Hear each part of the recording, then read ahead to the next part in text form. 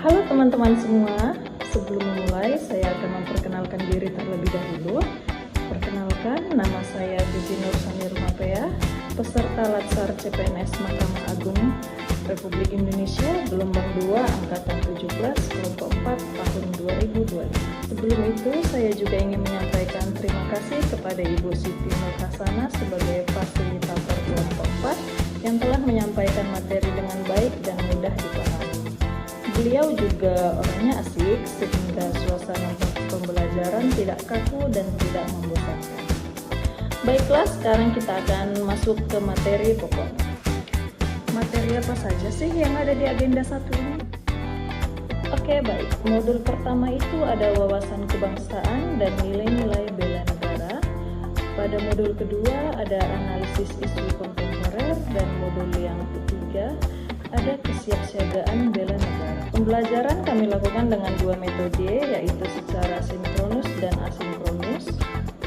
Bedanya yaitu kalau sinkronus dilakukan secara virtual melalui Zoom meeting antara pemateri dan peserta, dan asinkronus itu dilakukan secara mandiri dengan mengerjakan tugas yang diberikan oleh fasilitator. Kegiatan dimulai dari perkenalan antara pemateri dan juga peserta Latsar CPNS untuk saling mengetahui dan mengenal satu dengan yang lain agar terciptanya keharmonisan di dalam kelompok tersebut. Selanjutnya di hari pertama, materi yang kami pelajari yaitu wawasan kebangsaan dan nilai-nilai bela negara. Apa sih wawasan kebangsaan itu?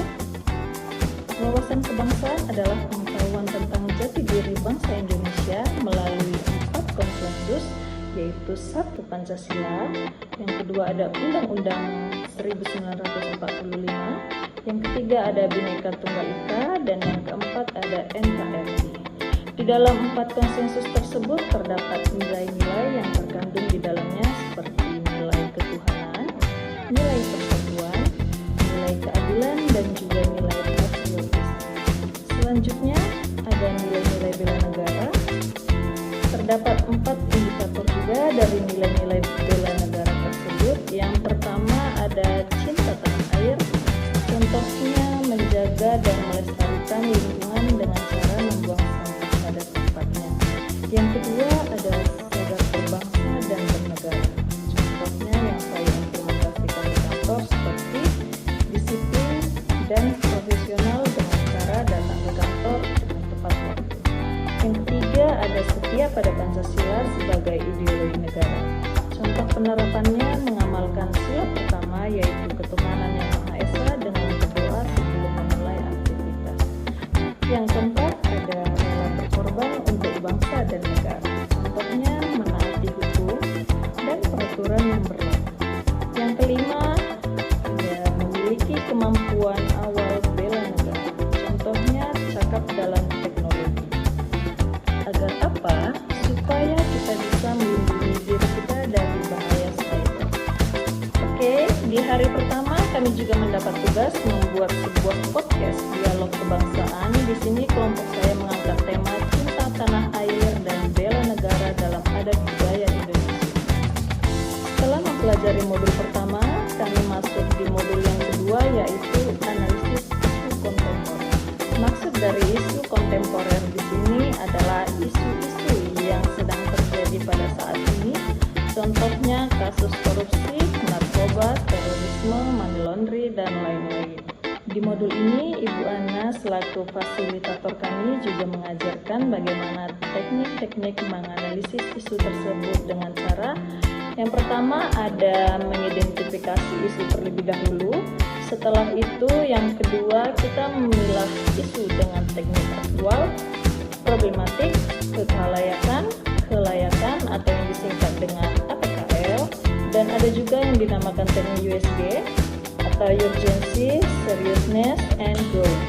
Lalu ada analisis isu yang dimana tahapan ini menggunakan metode fishbone dengan cara mengetahui sebab dan akibat dari isu tersebut. Dari modul ini kami mendapat tugas untuk mencari isu kontemporer yang terjadi di sekitar lingkungan pengadilan. Selanjutnya pada modul yang terakhir yaitu ada kesiapsiagaan bela negara.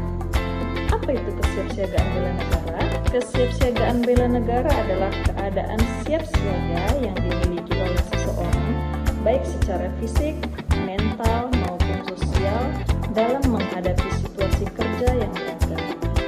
Dalam hal ini diperlukan kemampuan awal bela negara dengan memiliki etika dan etiket moral, kesiapsiagaan mental, dan kesiapsiagaan jasmani. Pada modul ini kami mendapat tugas individu, yaitu membuat tugas TBB dan juga membuat tugas rencana aksi bela negara dengan membuat indikator serta aksi dalam pelaksanaan.